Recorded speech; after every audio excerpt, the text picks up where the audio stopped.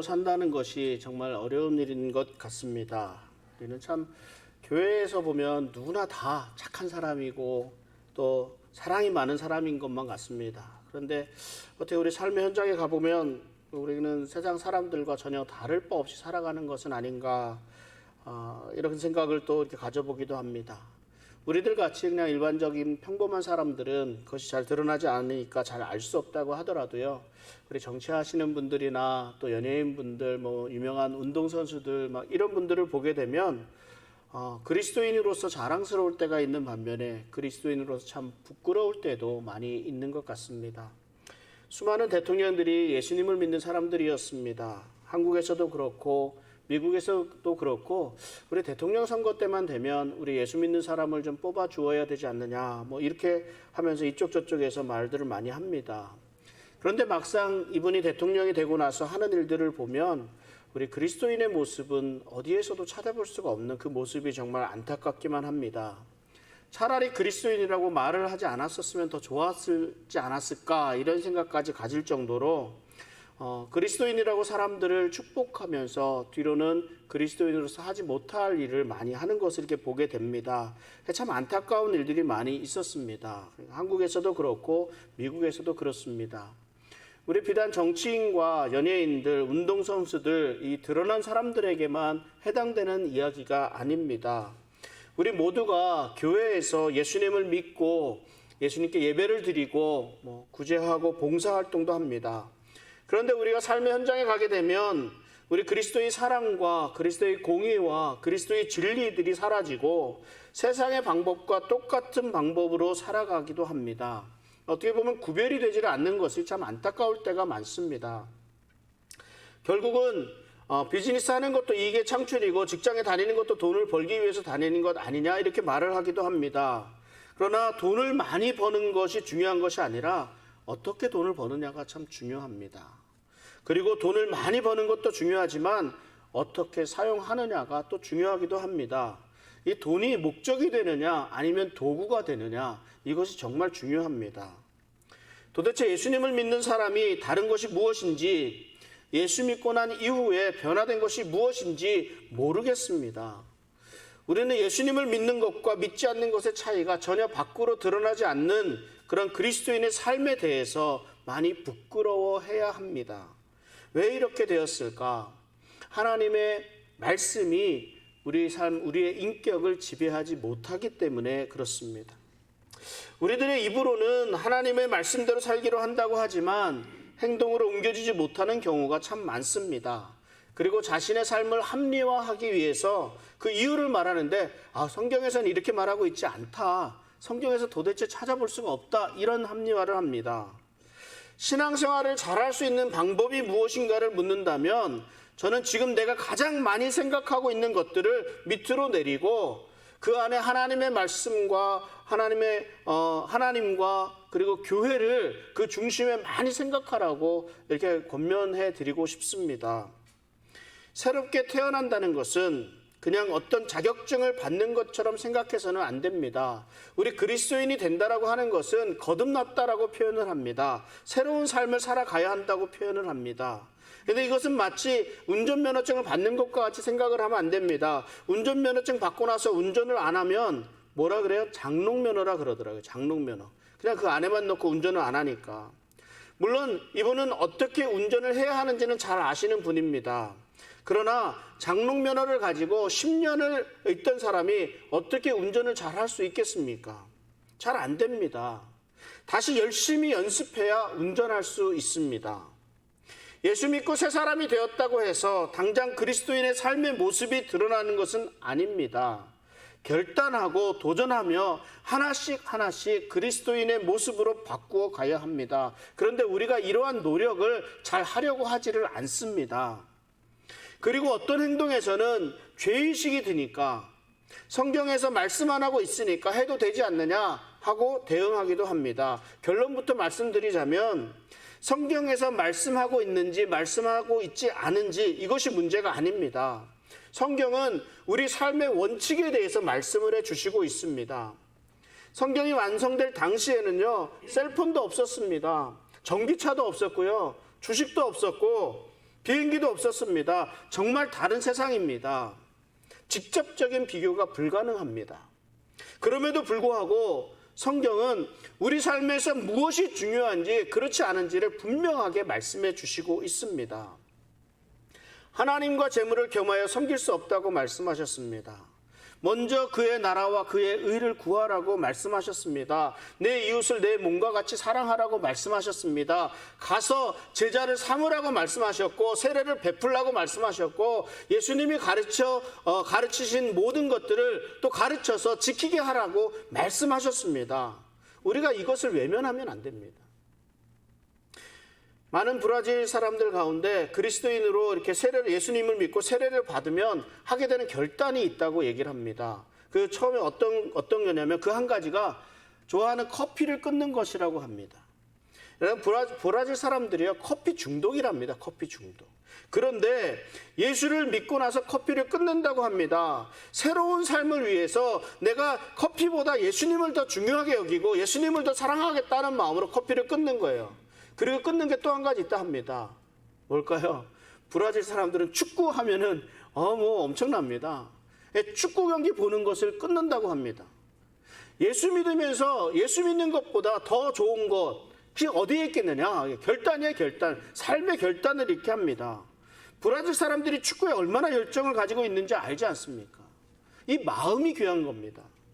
예수님을 열심히 믿기 위해서 내가 가장 좋아하는 것, 내가 가장 귀하게 여기는 것을 포기할 수 있다는 것이 얼마나 귀한 일인지 모릅니다. 우리나라 사람들도 있지 않습니까? 예수 믿고 나면 우리나라 사람들은 집안 정리부터 해야 됩니다. 요즘에는 부적 붙이는 집이 없는데요. 예전에는 집에 현관에 들어갈 때부터 이렇게 방마다 이렇게 침대 맡에 베개 밑에 자동차 안에 트렁크 안에까지 다 이렇게 노란 딱지에 빨간 글씨로 되어 있는 거 이런 거 붙여놓고 있지 않았습니까? 이거 다 떼어내야 됩니다. 다 떼어내야 돼요. 워낙에 우리나라에 기복신앙이 많다 보니까 끊어야 될 것이 정말 많습니다. 그런데 이거는 그냥 옛날 일인 것 같고요. 우리나라에 처음 복음을 전하기 위해서 들어온 선교사님들이 그 눈에 들어온 우리나라 사람들에 대한 문제가 바로 이 술과 담배의 문제였습니다. 겨울이 돼서 농사를 지을 수 없게 되니까 시간이 많은데 이 모든 사람들이 다 이 술과 담배에 쩌들어서 있는 사람들을 보게 됐고 교회에서 그래서 술과 담배를 금하면서 삶의 변화를 주고자 했습니다. 우리나라 사람들에게 지금 당장 필요한 것이 무엇인가? 삶에 무엇이 어떻게 하면 변화가 될 수 있을까? 이게 분명히 가르쳐 주고자 했었던 것 같습니다. 그러니까 브라질 사람들에 있어서의 커피와 축구에 대한 열정, 또 이렇게 술과 담배 이런 것들은요 성경에서 분명하게 가르쳐주고 있지 않은 부분들이 있습니다. 그러다 보니까 종종 오해를 하기도 하고 죄의식을 갖기도 하고 아니면 오히려 반발심을 갖기도 합니다. 그렇다면 우리가 이 성경에서 말씀하고 있지 않은, 성경에서 분명히 확인되지 않는 이 부분에 대해서 어떠한 삶의 원칙을 갖고 우리가 살아가야 할까요?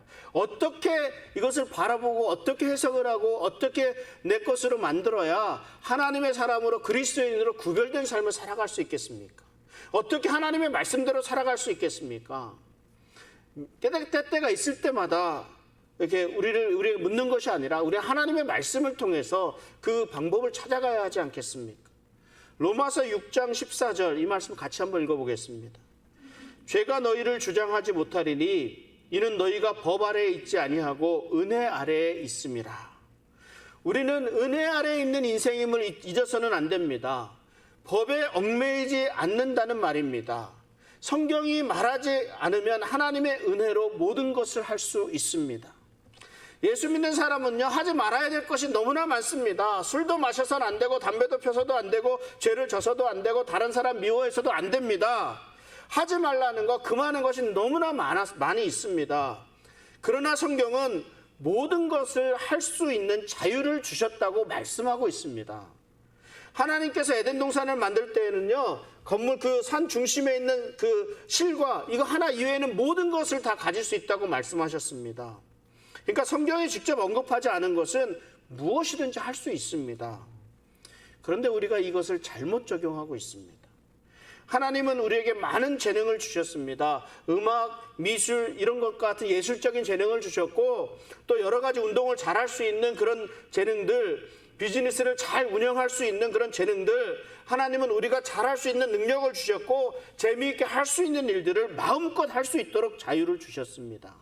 그러니까 하나님께서 직접 하지 말라고 하신 말씀들이 있잖아요. 우리가 누가 들어도 분명한 말씀들, 그 말씀들을 제외하고는 모든 것 무엇이든지 할 수 있습니다. 우리들은 자유롭습니다. 자유롭기 때문에 마음껏 누릴 자유가 있습니다.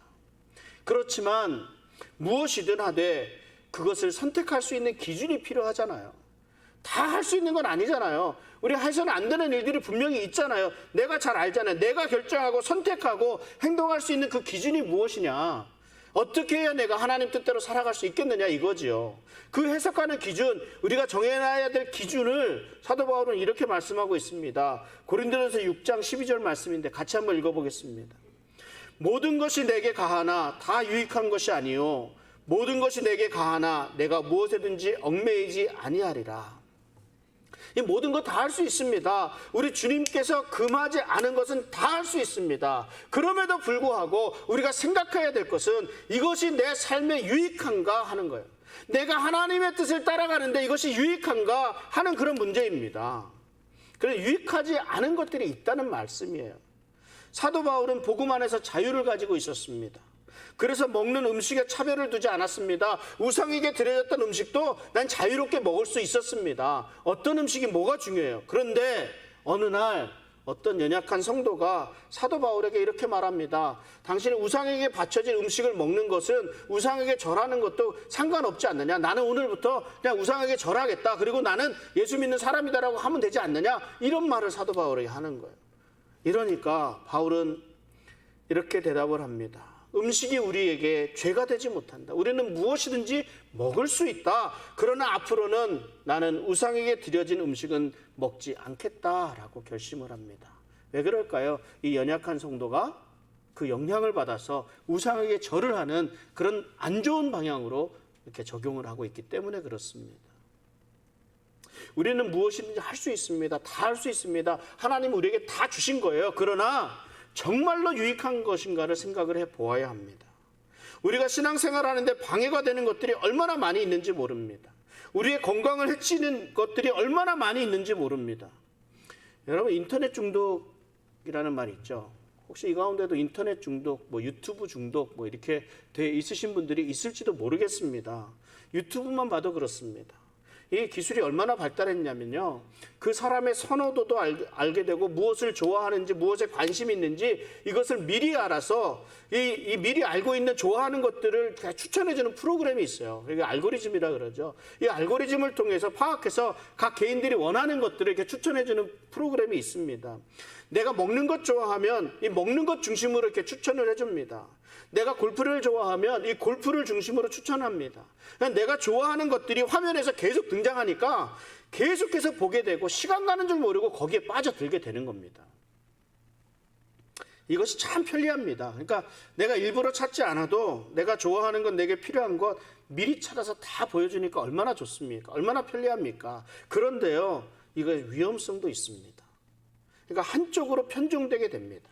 세상을 보는 시야가 굉장히 줄어든다는 걸 여러분 알아야 합니다. 모든 사람이 이게 보니까 계속 내 화면에는 다 먹방이 있거든요. 그러니까 모든 사람이 다 먹방을 좋아하는 걸로 착각을 해요.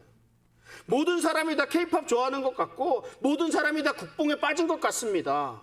모든 사람들이 드라마 좋아하는 것 같아요. 다 보고 있는 것 같아요. 다. 그런데요, 또 이게 있잖아요. 내가 주장하는 정치적 성향이 같은 것들만 이렇게 보니까 계속해서 내가 내 의견에 동의하는 주장하는 것들만 계속 보여지니까 세상 사람들이 다 내 정치적 성향에 공감하고 있다라고 생각을 합니다. 다른 것들을 보지 못해요. 그래서 우리 절제가 필요합니다. 절제가. 내 즐거움과 재미, 내 지식을 위해서 이렇게 사용하는 것, 이거 그 정도까지예요. 이것에 깊이 빠지게 되면 문제가 됩니다. 그래서 중독이라는 것이잖아요. 그러니까 이것이 내 삶에 유익한가 그렇지 않은가를 따져보아야 합니다. 그래서 내 삶에 유익한 쪽으로 가야 하는 거예요. 유익한 쪽으로. 오늘 본문을 다시 한번 읽어보겠습니다. 같이 한번 읽어보죠. 오늘 본문을 다시 한번 읽습니다. 끝으로 형제들아, 무엇에든지 참되며 무엇에든지 경건하며 무엇에든지 옳으며 무엇에든지 정결하며 무엇에든지 사랑받을 만하며 무엇에든지 칭찬받을 만하며 무슨 덕이 있든지 무슨 기림이 있든지 이것들을 생각하라. 너희는 내게 배우고 받고 듣고 본 바를 행하라. 그리하면 평강의 하나님이 너희와 함께 계시니라. 아멘. 우리가 무엇을 유익한가를 따져보고 또한 무엇이 최선인가를 생각해 보아야 합니다. 바울이 이런 삶의 덕목들을 이렇게 쭉 나열해 놓고 있습니다. 무엇이 유익한 것인가를 판단하는 기준이 무엇인지를 지금 말씀하는 겁니다. 우리들이 행하는 일, 우리들이 관심 가지고 있는 일들을 할 때 이런 것들을 생각하라고 말씀해 주시는 겁니다. 한 가지씩 한번 그냥 간단하게 한번 봅니다. 무엇에든지 참되며 말합니다. 이 참되다는 말에는 여러 가지 의미가 들어 있습니다. 거짓말이나 소문, 꾸며진 이야기가 아닌 진실함을 담고 있습니다. 충성되고 성실하고 적합하고 믿음직스러운 사실이라는 말입니다.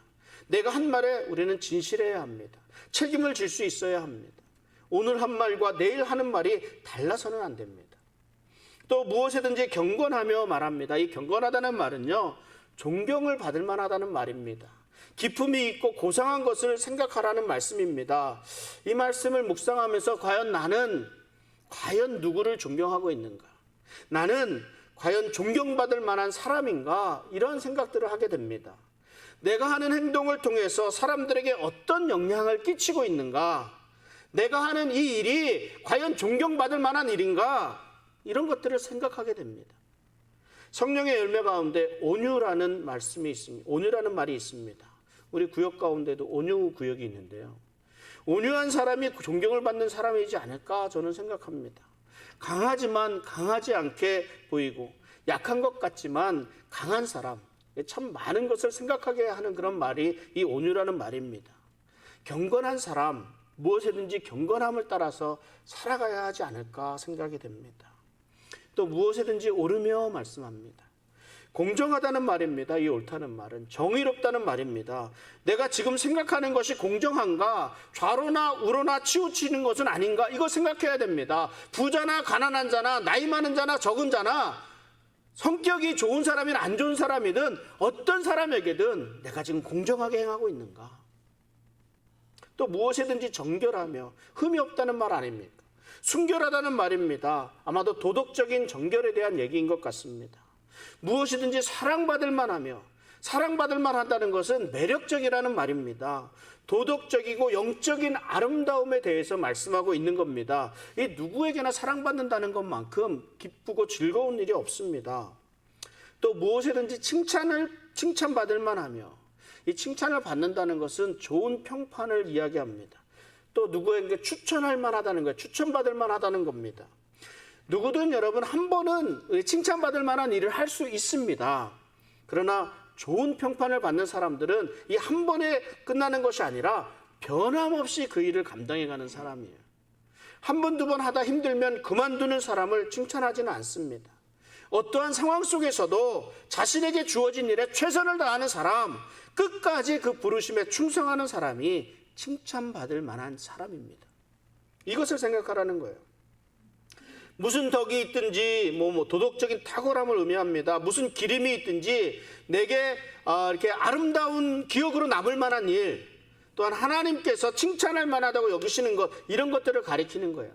예수님을 닮아가는 우리들에게 있어서는요, 내가 생각하는 가장 아름다운 일이 하나님께 칭찬받는 일이 되어져야 합니다. 우리의 삶이 그렇게 되어야 돼요. 우리는 무엇이든지 다 할 수 있습니다. 하나님은 우리에게 그리스도 안에서 참 자유를 주셨습니다. 많은 탤런트도 주셨고 좋은 성품들도 주셨습니다. 하나님은요, 우리가 행복하고 즐거운 삶을 살기를 원하십니다. 이 행복은 그런데 세상에서 말하는 성공, 세상에서 말하는 행복과는 좀 다른 행복이라 할 수 있습니다. 고난이 있고 어려움이 있을 수도 있습니다. 그럼에도 불구하고 우리는 행복할 수 있습니다. 물론 하나님이 함께 하실 때 형통한 삶의 은혜가 있습니다. 이 형통은 아무 일도 없다는 것이 아니라 무슨 일이든 하나님이 그 길을 열어주신다는 것을 의미합니다. 그래서 중요한 것이 무엇이에요? 우리가 많은 것을 할 수 있지만 정말 유익한 것이 무엇인지를 생각해야 된다는 거예요. 정말 무엇을 위해 최선을 다해야 할 것인가, 이것을 생각하라는 말입니다. 그리스도인의 삶은 참되며 경건하며 오르며 정결하며 사랑받을 만하며 칭찬받을 만하며 덕이 있고 또 하나님의 칭찬받을 만한 행동이어야 한다는 겁니다. 그러니까 바울이 이런 것들을 생각하라는 거예요. 이런 것들을 생각하라. 무엇입니까? 우리의 마음과 생각이 이렇게 중요합니다. 우리의 마음에 넣는 것이 우리들의 말과 행동으로 나오는 것을 결정하게 됩니다. 그러니까 참되고 경건하고 옳고 정결하고 사랑받을 만하고 칭찬받을 만하고 덕스럽고 기릴 만한 생각을 하도록 우리 마음을 조정하라고 지금 말씀하고 있는 겁니다. 내 마음과 생각을 사로잡고 있는 것들을 점검해야 합니다. 그리고 이런 신앙생활에 우리가 마음을 잡고 있는 방해되는 신앙생활에 방해가 되는 것들을 좀 내려놓고 하나님의 말씀을 읽고 기도해야 합니다. 선한 것이 우리의 마음을 집중할 수 있도록 도와달라고 이렇게 기도해야 합니다. 제가 늘 왜 이렇게 매일 성경을 읽어야 하고 경건의 시간을 가져야 한다고 강조합니까? 우리의 마음과 생각이 조금이라도 더 하나님의 말씀을 묵상하고 기도하고 찬송할 수 있도록 하기 위함입니다. 조금이라도 더 그리스도인의 삶에 대해서 묵상하길 바라는 마음이 있습니다. 조금이라도 더 교회에 관심을 갖고 교회를 사랑하는 마음을 가질 수 있기를 그런 바라는 마음이 있기 때문입니다. 매일 세상의 가치관을 가지고 살아가다가 주일날 예배를 드리면서 하나님 중심으로 살라고 하니까 이게 혼란스러울 수 있습니다. 내 마음과 생각 그리고 그 삶이 따로 놀 수밖에 없습니다.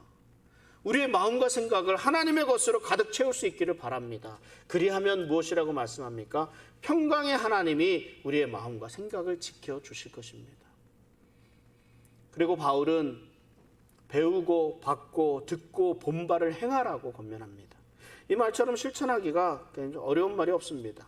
그런데 성경의 인물 가운데는 이렇듯 배우고 받고 듣고 본바를 행한 많은 인물들이 등장을 합니다. 바꾸어 말하면 이건 뭐예요? 하나님의 말씀을 그대로 깨닫고 그 말씀 그대로 순종하며 살아간 사람들이 많이 있다는 겁니다. 요셉이 그랬고 다니엘이 그랬고 다윗이 그렇지 않았습니까? 요셉은 어린 시절 노예로 끌려갔습니다. 힘든 시간을 겪게 되었습니다. 그럼에도 불구하고 하나님의 말씀대로 살려고 노력했습니다. 요셉은 무엇이 자신에게 유익한 것인지를 알았습니다. 그래서 하나님 앞에 부끄럽지 않도록 살아야 했습니다. 그러므로 악에게 결코 굴복당하지 않을 수 있었습니다. 다니엘은 어떻습니까? 다니엘은 하나님의 말씀을 지키기 위해서 채식을 하기도 했습니다. 고기를 안 먹기도 했고 또 하나님께 기도하기 위해서 사자굴에 던져질 위험을 무릅쓰기까지 한 사람이 다니엘입니다. 다윗은요, 자기를 죽이려고 하는 사울 왕을 죽일 기회가 있었습니다. 그럼에도 불구하고 하나님의 기름 부음 받은 자를 내가 죽일 수 없다고, 죽이는 것이 옳지 않다고 하면서 물러났습니다. 그러니까 하나님의 뜻을 하나님 중심으로 살아간 사람입니다. 하나님이 가라 하시면 갔고 하나님이 멈추라면 멈추었습니다. 바울은 이 빌립보 성도들에게 그리스도인들의 삶의 비결을 알려주기를 원했습니다. 바울이 말씀하는 삶의 비밀은 배우고 받고 듣고 본바를 행하면 평강의 하나님이 너희와 함께 하실 것이라, 이 말씀이었습니다. 요셉과 다니엘과 다윗의 공통점이 있습니다. 배우고 듣고 본바를 행한 사람들입니다. 그리고 그리하였더니 그 결과가 어떻습니까? 하나님이 함께 하셨습니다. 하나님이. 성경은 이렇게 말씀합니다. 여호와께서 요셉과 함께 하심에 요셉이 범사에 형통하더라. 사자굴에 다니엘을 넣고 그 왕이 이래요. 다니엘아, 네가 항상 섬기는 네 하나님이 사자들에게서 능히 너를 구원하였느냐. 여호와께서 다윗과 함께 하심에 언제나 다윗이 승리하더라. 여호와께서 아브라함과 함께 하심에 아브라함이 언제나 복을 받더라. 이렇게 말씀하십니다. 하나님이 함께 하십니다. 그러면 무엇이 더 필요하겠습니까? 그죠? 함께 하시면 이루어지는 일들이 무엇입니까? 사도행전 13장 22절 하반절에 이렇게 말씀합니다. 내가 이새의 아들 다윗을 만나니 내 마음에 맞는 사람이라 내 뜻을 다 이루리라 하시니라. 하나님께서 다윗의 삶을 인도해 주셨습니다. 이스라엘 사람들은 위대한 다윗 왕이라고 부릅니다. 자랑스러워합니다. 그러나 잊어서는 안 될 것이 있는데 다윗이 위대한 것이 아니라 다윗의 삶이 형통한 삶이 되게 된 이유는 하나님이 함께 하셨기 때문입니다. 하나님이 함께 하시면 그로 인해서 하나님의 뜻을 다 이루어 주십니다. 하나님이 함께 하시면 그래서 위대한 다윗이 된 거예요.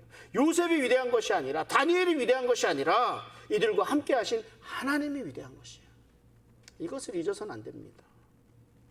말씀을 정리합니다. 하나님은 내가 거룩하니 너희도 거룩하라 말씀하십니다. 이 거룩하라는 말은 구별되었다라는 말입니다. 우리가 세상 사람들과 구별되기 위해서는 우리는 우리의 마음과 생각을 하나님 중심으로 바꾸어야 합니다. 바울은 우리의 마음과 생각을 무엇에든지 참되며, 무엇에든지 경건하며, 무엇에든지 옳으며, 무엇에든지 정결하며, 무엇에든지 사랑받을 만하며, 무엇에든지 칭찬받을 만하며, 무슨 덕이 있든지 무슨 기름이 있든지 이런 것들로 가득 채울 것을 말씀하고 있습니다. 내가 무엇을 생각하고 있는가, 내 관심이 어디에 있는가에 따라 내 삶의 모습들이 달라질 수가 있습니다. 우리는 모두 예수님을 닮아가는 사람들입니다. 날마다 새롭게 하시는 하나님의 은혜 아래 살아가는 사람들입니다. 구원받은 하나님의 자녀로서 하나님 나라의 시민으로서 살아가는 사람들입니다. 그런데 이런 구별된 사람으로 살아간다는 것이 한편으로는 어렵기도 하지만 굉장히 쉽기도 합니다. 하나님의 말씀을 듣거나 읽는 것, 심지어 하나님의 말씀을 잘 아는 것만으로는 우리가 충분하지 않습니다. 우리는 그 말씀을 실천해야 합니다. 하나님의 말씀을 대하는 것만으로는 충분하지 않습니다. 하나님의 말씀에 대한 순종으로 이어져야 합니다. 그러니까 순종을 위한 결단이 필요합니다. 바울은 배우고 받고 듣고 본 바를 행하라고 말씀합니다. 이 시간 우리 성령님의 강한 도전을 기억하시기 바랍니다. 행동하는 그리스도인으로서 살아서 역사하시는 하나님의 은혜를 날마다 경험하며 살아가는 복된 성도의 삶 되시기를 주님의 이름으로 축원합니다. 기도하겠습니다.